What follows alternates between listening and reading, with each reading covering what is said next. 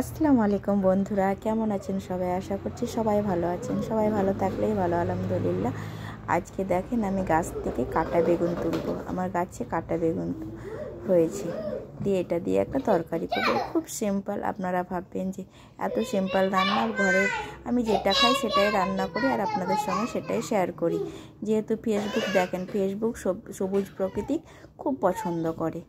আর আমার মনে হয় যে আপনারাকেও সেটা ভালো লাগবে। গ্রামের প্রকৃতি, এটা প্রপারলি গ্রাম নয়, নলহাটি, কিন্তু তবুও পেছনে মাঠ আছে, এখানে আমাদের জায়গা আছে। এই জায়গাটাতে আমরা কিছু সবজি লাগিয়েছি এবছর।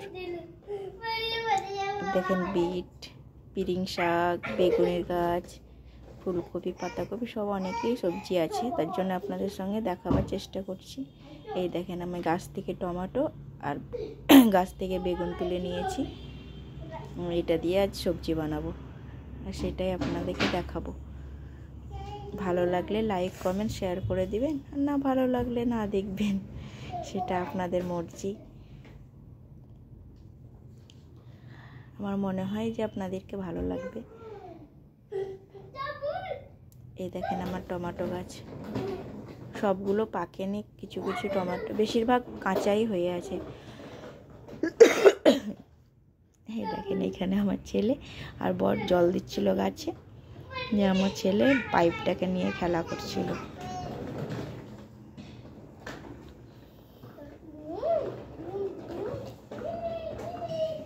এখানে আমার ভাত বসিয়ে দিয়েছি আর সবজিগুলোকে কেটে নিচ্ছিলাম। এই দেখেন নারকেল গাছে জল দিচ্ছি এবার। এটা পেঁয়াজের গাছ।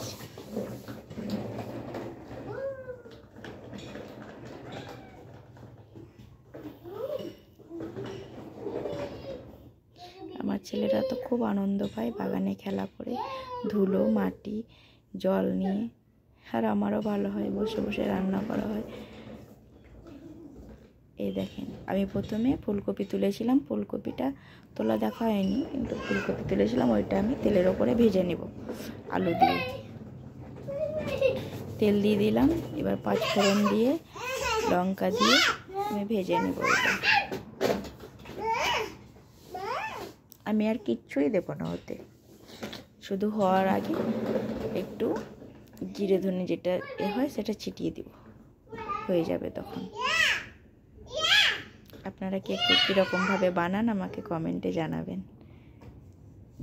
আমি অতি সাধারণভাবে ভিডিও করি, আর অতি সাধারণ যেটা আমি খাই বাড়িতে ওইটাই রান্না করে দেখার চেষ্টা করি। যেহেতু যে সবজিগুলো লাগিয়েছি সেগুলো তুলে তুলে, আমি কোনো ভ্যারাইটি হয়তো করে দেখাতে পারি না আপনাদেরকে।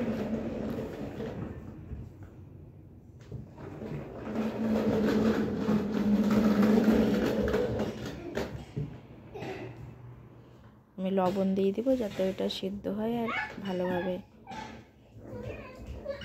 নরম হয়ে যায়। হলুদটা একটু পরে দেব।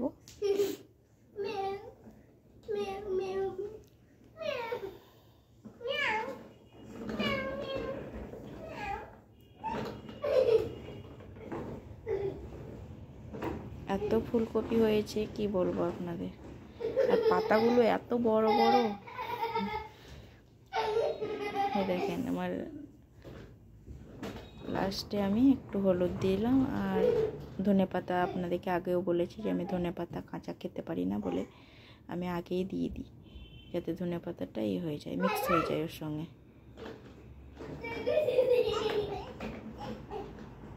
ঢাকা দিয়ে দিয়ে আমি জল না দিয়ে এটা হালকা করে ভেজে নেব। এই দেখেন এবার আমি বেগুনটাকে চাপিয়ে দিয়েছি, আস্তে আস্তে দিব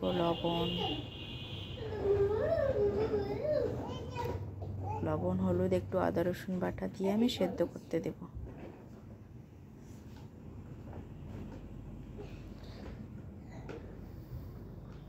আপনারা হয়তো দেখেছেন আমি কালো জিরাটা বেশি ব্যবহার করি। কালো জিরেটা পাঁচফোড়ন বা এমনি কালো জিরের একটা মহত্ব আছে, বলে না যে মরণ ছাড়া সব অসুখের ওষুধ এটা।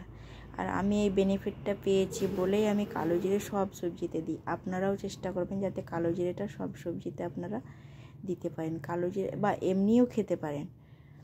আমি যখন সব কিছু আমি ফেল হয়ে গেছিলাম, আমার বেবি অনেক দিন পর হয়েছে, সব কিছু ফেল হয়ে গেছিলাম, তখন আমি এই কালো জিরে আমি ফিটনেস সেন্টার জয়েন করি। আর এই কালো জিরেটা খাওয়া, আমি 8 মাস লাগাতার আমি কালো জিরে সকালে ঘুম থেকে উঠে ব্রাশ করে 1 গ্লাস গরম জল আর এই কালো জিরে আর মধু খেতাম। আপনারা কালো জিরেটা ব্যবহার করবেন, খাবেন, দেখবেন। বলেছে আমাদের নবীজি যে মরণ ছাড়া সব অসুখের ওষুধ এটা নাকি। তো আমি সত্যি, আপনারা বলবেন কি সেটা কি, কিন্তু আল্লাহ দেখেন, আল্লাহ ছাড়া তো কেউ দেয় না, মেন তো হচ্ছেন